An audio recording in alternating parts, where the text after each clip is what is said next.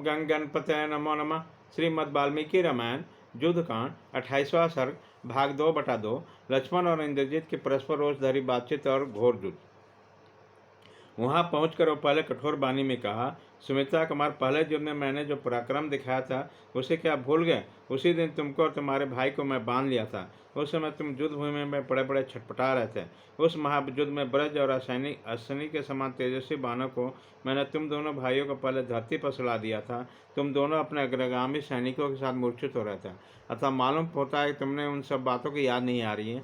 यह स्पष्ट जान पड़ता है कि तुम जलमोग में जाना चाहते हैं, इसलिए तुम मुझे पराजित करने की इच्छा रखते हो। यदि पहले युद्ध में तुमने मेरा पराक्रम नहीं देखा तो आज मैं तुम्हें दिखा दूंगा। इस समय सुस्थिर भाव से खड़े रहो। ऐसा कहकर तीखे धार वाले 7 बाणों से उसने लक्ष्मण को घायल किया और 10 उत्तम सैनिकों द्वारा हनुमान जी पर प्रहार किया। तब दोनों रोष से भरे हुए उस पराक्रमी निशाचर ने अच्छी तरह छोड़े हुए 100 बाणों द्वारा विभीषण को भी क्रोधपूर्वक छत विच्छत कर दिया। इंद्रजीत द्वारा छोड़े गए पराक्रम को देखकर श्री राम के छोटे भाई लक्ष्मण ने उसकी कोई परवाह नहीं की और हंसते हंसते कहा, यह तो कुछ भी नहीं है। साथ ही नरश्रेष्ठ लक्ष्मण ने मुख पर भय की छाया तक नहीं आने दी। उन्होंने युद्ध स्थल पर कुपित होकर भयंकर बाण हाथ में लिए और रावण कुमार को लक्ष्य करके चला दिया। फिर वे बोले, निशाचर, रणभूमि में आए हुए सुरवीर इस तरह प्रहार नहीं करते। तुम्हारे बाण बहुत हल्के और कमजोर हैं, इससे कष्ट नहीं होता, सुख ही मिलता है। युद्ध की इच्छा रखने वाले इससे सुरवीर सम्रांगण में इस तरह युद्ध नहीं करते हैं। ऐसा कहने पर धनुर्धर वीर लक्ष्मण ने उस राक्षस पर बाणों की वर्षा आरंभ की। लक्ष्मण के बाणों से इंद्रजीत का महान कवच, जो सोने का बना हुआ था, टूटकर रथ के टिकट बैठक में बिखर गया। मानो आकाश से ताराओं का समूह टूटकर गिर गया।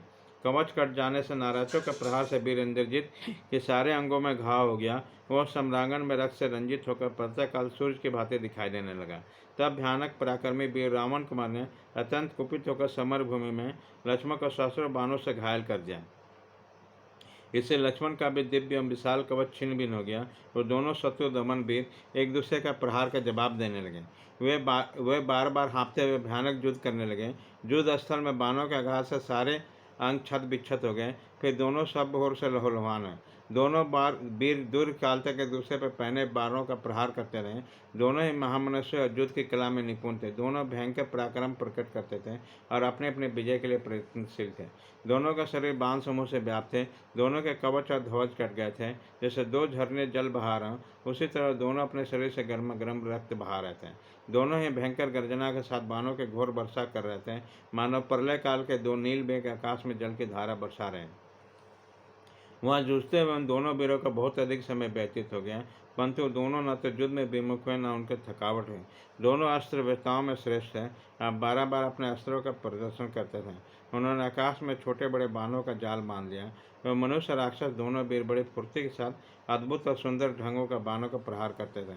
उसके बाणों चलाने की कला में कोई दोष नहीं दिखाई देता। वो दोनों घोर जमदान घमासान युद्ध कर रहे थे। बाण चलाते समय दोनों के हथेली प्रत्यंचा का भयंकर और तुमुल नाद पृथक पृथक सुनाई देती थी, जो भयंकर वज्रपात की आवाज़ के समान श्रोताओं के हृदय में कंपन उत्पन्न कर देता था।